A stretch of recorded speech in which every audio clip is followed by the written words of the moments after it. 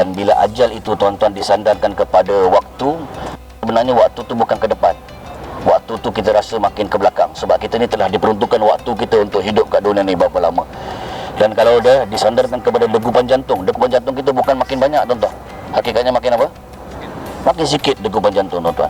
Nasi dan rezeki yang kita makan, bukan sebenarnya kalau ajal tu disandarkan kepada rezeki, bukan rezeki tu makin banyak, rezeki tu makin sedikit, dan nasi itu semakin sedikit diperuntukkan kepada perut-perut kita untuk kita telan. Jadi oleh sebab itu, bila kita sambut hari jadi yang ke-60, ke-61, 62, kita nampak macam 64, 65, 6, bila nak habis tuan-tuan. Tapi bila disandarkan kepada ajal, dia macam mengundur ke belakang tuan. Dan kita semua berharap kalau boleh kita nak husnul khatimah.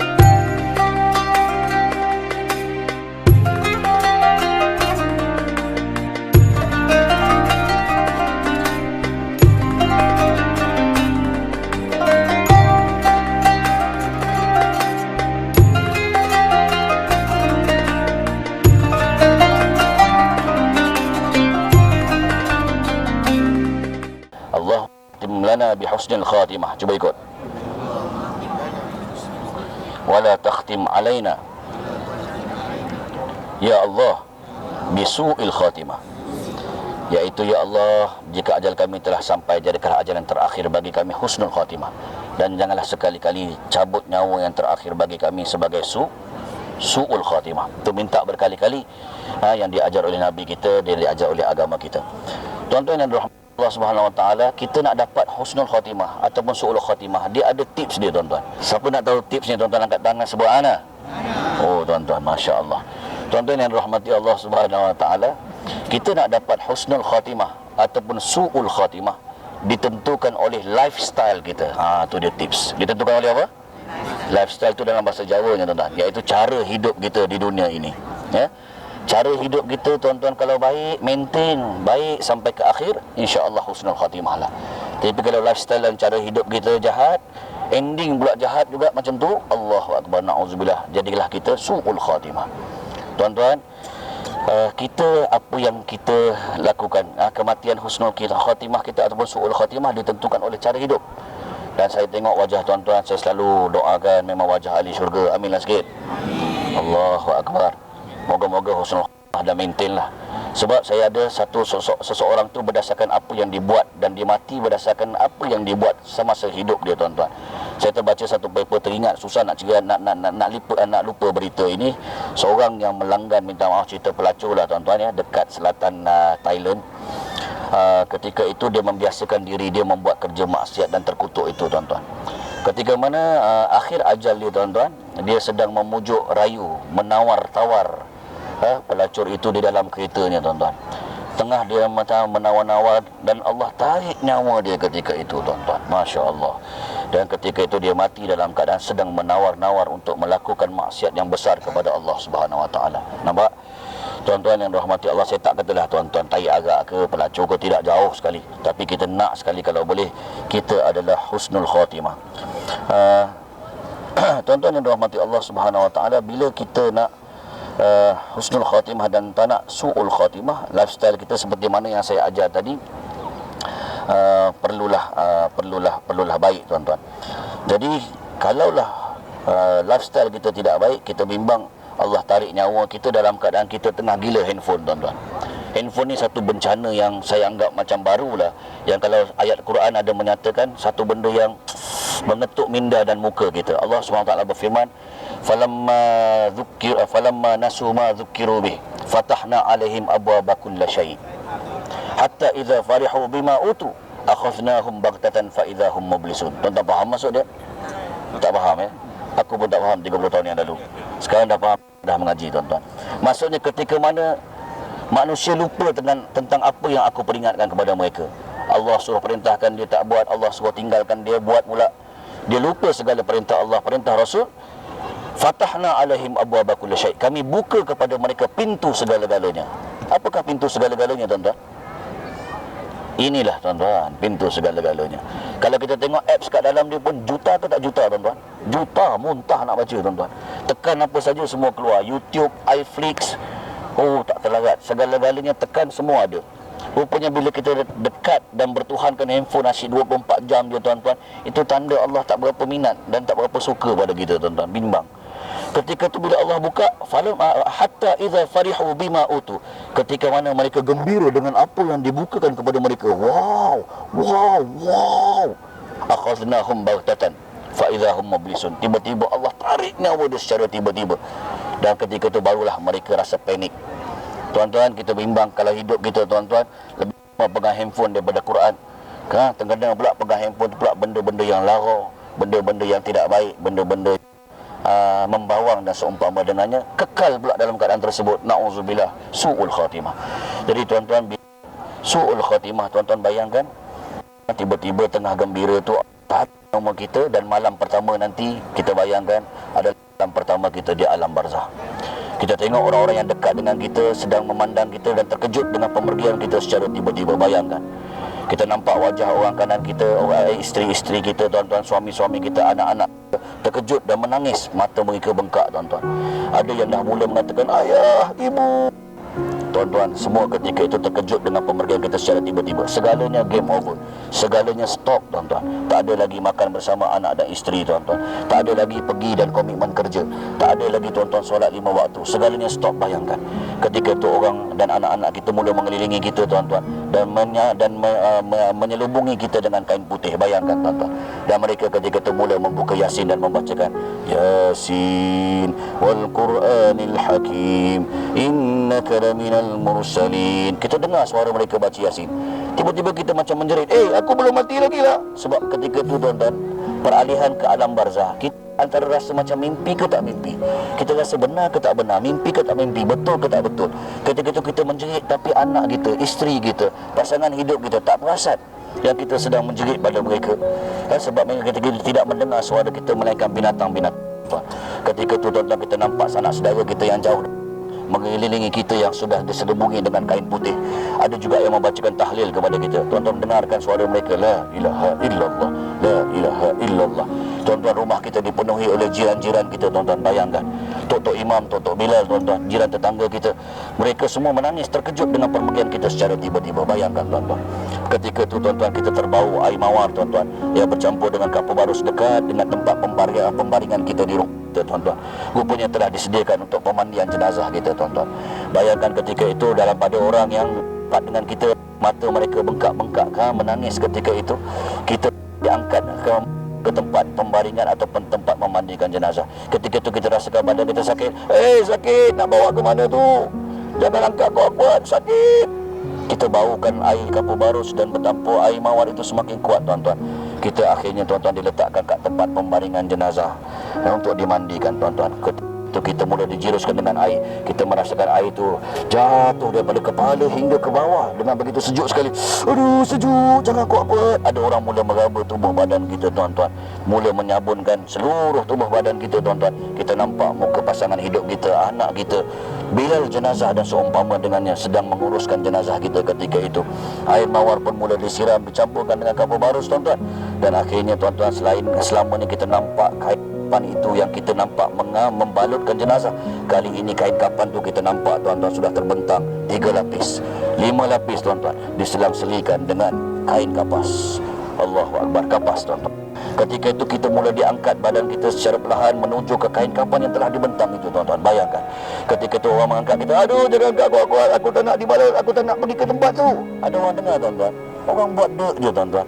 Ketika itu kita hampir yakin, adakah ini momen peralihan alam barzah yang kita akan tempuh sebentar lagi. Ketika itu tuan-tuan, kita mula dibaringkan dan mula balutkan dengan begitu kemas. Tangan kita tuan-tuan bayangkan dikiamkan tuan-tuan, mula dibalut 1 lapis tuan-tuan, kemudian 2 lapis dengan begitu kemas atas ke bawah, 3 lapis dengan begitu kemas, sehingga kita merasakan kulit-kulit kita bersentuh dengan kain kapan itu yang selama membaluti jenazah, tetapi kali ini betul membaluti kita. Dan kita kata, jangan balut aku, tak nak mati, aku tak sempat taubat. Ketika yang melayan jerit, melayankan pinga binatang-binatang, ayam-ayam yang berada di sekeliling itu tuan-tuan, berdebar ke jantung kita semakin diletakkan biar ruang tamu sementara menunggu sahabat handai kaum kita datang. Kita mendengar lagi mereka membacakan tahlil untuk kita, la ilaha illallah, la ilaha illallah. Tuan-tuan yang dirahmati Allah Ta'ala, kita nampak satu keranda yang mula disiap untuk kita, untuk dimasukkan ke dalam keranda itu, tuan-tuan. Ketika tu orang mula mengangkatkan kita untuk masuk ke dalam kotak itu, dan kita kata, aku tak nak masuk kotak itu, aku tak nak. Ketika orang tidak menghiraukan, terus ke dalam kotak dan dihadapkan, tuan-tuan, ke arah kiblat untuk mula Tok Imam pun mula pengumuman. Baik, ketika itu dia kata, tuan-tuan, ini kita akan 4 kali takbir, lurus dan rapatkan saf, pilkan saf. Kalau ada siapa-siapa yang membuat kesalahan, maafkanlah jenazah ini, seperti mana kita juga nanti akan mati suka untuk dimaafkan. Jika ada terambil, makan, terminum, eloklah dihalalkan. Dan jika tidak mampu menghalalkan, anda ada hutang piutang, silalah merujuk kepada warisnya yang terdekat. Tuan-tuan, ampunkanlah dosa jenazah ini, moga-moga daripada awal hingga ke akhir dipermudahkan oleh Allah Subhanahu Wa Taala. Kita dengar sebiji, tuan-tuan, Tok Imam menyebut tentang kita ketika itu. Tuan-tuan, ketika mana di dalam Rasulullah dapatkan solat jenazah rahimakumullah, tuan-tuan, kita dengar angkat takbir Tok Imam, Allahu Akbar, Allahu Akbar, Allahu Akbar, Allahu Akbar, Allahu Akbar, Allahu Akbar, Allahu Akbar, Allahu Akbar. Assalamualaikum warahmatullahi. Tuan-tuan, ketika itu, tuan, kita mula diperalihkan. Sebelum diperalihkan untuk diambil ke van jenazah yang berhampa, ketika itu Tok Imam kata, kasihkan pada jenazah ini baik-baik insya-Allah. Dan pada jenazah ini baik-baik insya-Allah. Yang kita doakan pada jenazah ini insya-Allah baik. Ketika itu, tuan-tuan, orang mendoakan baik-baik, dan kita lagi melihat sekeliling kita orang-orang yang rapat dengan kita, isteri kita, pasangan hidup kita, anak-anak kita, mata mereka bengkak, tuan-tuan, terkejut dengan pemergian kita yang baru bertepuk tangan dan bergembira bersama. Tuan-tuan, ketika itu kita lihat keranda tadi bila, tuan-tuan, orang mula baca Al-Fatihah sekali, tuan-tuan. Kemudian tak lama dan beberapa step lagi menuju ke van jenazah, Al-Fatihah, dekatkan Fatihah kepada kita. Ketika itu, tuan-tuan, tiga lagi Al-Fatihah. Ketika itu kita menjerit, aku tak nak masuk dalam jenazah, dalam van itu, aku tak nak pergi. Mak, ayah, Tok, kau dengar tak ni? Tapi semua tidak mendengar dan membuat layanan suara kita, tuan-tuan. Bayangkan saat itu. Ketika itu kita mula dimasuk ke dalam van jenazah, tuan-tuan, dan mendengar jenazah gerak menuju ke tanah perkuburan. Dan tanah perkuburan itu, tuan-tuan, yang selama ini kita nampak, tuan-tuan, kali ini kita menuju kepadanya. Kita terbang, tuan-tuan, bau tanah yang baru dikorek, baru digali dan baru dicangkul, tuan-tuan, dan bau itu semakin kuat meresap ke seluruh tubuh badan kita, tuan-tuan. Bayangkan baunya, tuan-tuan. Itu kita bergerak, tuan-tuan, dalam keadaan anak kita berada dalam van jenazah, orang yang rapat dalam kita jenazah bersekali, dan kita mula sampai perkuburan itu. Tuan-tuan, Allah orang mula mengangkat dan memasukkan ke dalam, tuan-tuan. Bayangkan ketika kita menjerit lagi, aku tak nak masuk dalam itu, dikit-dikit dah dia bukan mimpi. Ni tak lama lagi, tuan-tuan, ketika itu orang mula memasukkan kita ke dalam liang bor dan liang lahat, disengetkan menghadap ke kiblat, tuan-tuan. Mula diletakkan sedikit, mula dikambus, tuan-tuan. Ketika itu kita rasakan, tuan-tuan, kulit kita, segala kain kapan kita mula bertindih dengan tanah, makin mampat, makin padat, makin gelap. Ketika itu mungkin makin ditambus, Tok Imam, jangan aku tak nak gelap, takut. Tuan-tuan, ketika itu orang tak perlu tambus dan mengambus kita, tuan-tuan, dan kita dengar suara sahaja, tuan-tuan, tinggal di atas kubur. Wahai Fulanah bin Fulanah, tidak dia akan 2 orang yang menduduki kamu, yaitu Munkar dan Nakir, dan takut kerana dia juga sepertimu. Jika ditanya kepada Rabbuka, siapa yang kamu adalah, dengan lidah fasih dan tenang, Allah. Jika ditanya Nabiyuka, siapakah nabi kamu, jawablah Muhammad adalah nabiku.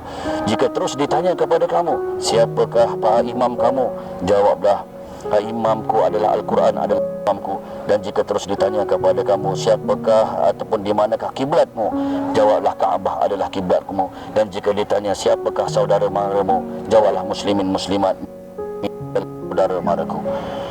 Dan rahmati Allah, kita dengar talqin Tok Imam itu dengan jelas. Kemudian diturut tahlil, la ilaha illallah, la ilaha illallah. Kita dengar dengan jelas. Jantung semakin gelap, semakin kencang, tuan-tuan. Dan begitu gelap, menghimpit, rasakan tulang rusuk mula seakan-akan mendekat di antara satu sama lain. Ketika itu mula kita dipukul dan dipalu oleh malaikat itu tanpa ihsan, tuan-tuan. Aduh, terhasta ke bawah, tuan-tuan. Ketika itu tuan dan turut membelit yang namanya Syuja'ul Aqra. Tanpa sempat bernafas panjang, tuan-tuan, terus ditanya soal itu dah. Nabi Yuka, macam mana kita nak menjawab Muhammad adalah Nabi, sedangkan lawat 1000 sehari pun, dan sunnah Nabi pun, tuan-tuan, yang begitu bahagia tidak lakukan. Bagaimana kita nak menjawab Muhammad Nabiku, tuan-tuan? Terus ditampar dan dipukul tanpa ihsan ke depan. Aduh, keluar air mata darah, tuan-tuan. Menjerit, tuan-tuan, seluruh, tuan-tuan. Suara kita, tuan-tuan, air mata darah yang keluar, tak ada orang yang mendengar ketika itu. Terus diasak dengan soalan yang bertalu-talu dengan belitan ula ketika itu, tuan-tuan. Ditanya pula, ma imamuka, siapakah imam kamu? Tuan-tuan, macam mana kita nak menjawab Quran adalah imamku, tuan-tuan, sedangkan Quran pun kita jauh, tuan-tuan, nak baca pun masih tergagap lagi, tuan-tuan. Bagaimana Quran sanggup membela kita pada hari kiamat ataupun pada hari barzah nanti, tuan-tuan. Tuan-tuan, dipukul lagi, tuan-tuan, mula dibukakan gambaran tempat duduk kita di neraka sana, tuan-tuan. Dilanggar satu hari bagai 1000 tahun lamanya. Neraka mula dibuka, tuan-tuan, untuk tempat tinggal kita yang seterusnya, tuan-tuan. Diasak dengan soalan lagi, tuan-tuan, siapakah saudara mara kamu? Macam mana kita nak jawab muslimin muslimat saudara maraku, tuan-tuan? Kita dengan orang sekeliling pun kadang-kadang tak nak bagi salam, dengan jiran tetangga rakan sekerja pun masih tikam belakang, mengumpat, tuan-tuan, membawa. Bagaimana kita nak menjawab muslimin muslimat, mukminin mukminat adalah saudara maraku, tuan-tuan? Terus diseksa, tuan-tuan, dibakar sehingga tulang rusuk bercerada. Ketika itu kita kata, la'alli a'malu salihan fima tarak. Ya Allah, moga-moga aku boleh kembali ke dunia. Qala rabbirji'un, kembalikan aku ke dunia, ya Allah, walau sekejap, supaya aku boleh beramal soleh dengan benda yang aku tinggalkan. Tuan-tuan, ketika itu barulah kita rasa, ya Allah, kenapa aku tak tahajud malam hari itu kat Madinah, ya Allah. Berharganya sedekah 1 sen, ya Allah. Kenapalah aku buat jahat pada mak aku yang masih hidup, aku tak berbakti kepada dia. Kenapa aku tak didik anak-anak aku menjadi anak yang soleh, yang boleh mendoakan dan mentahlilkan aku sekarang?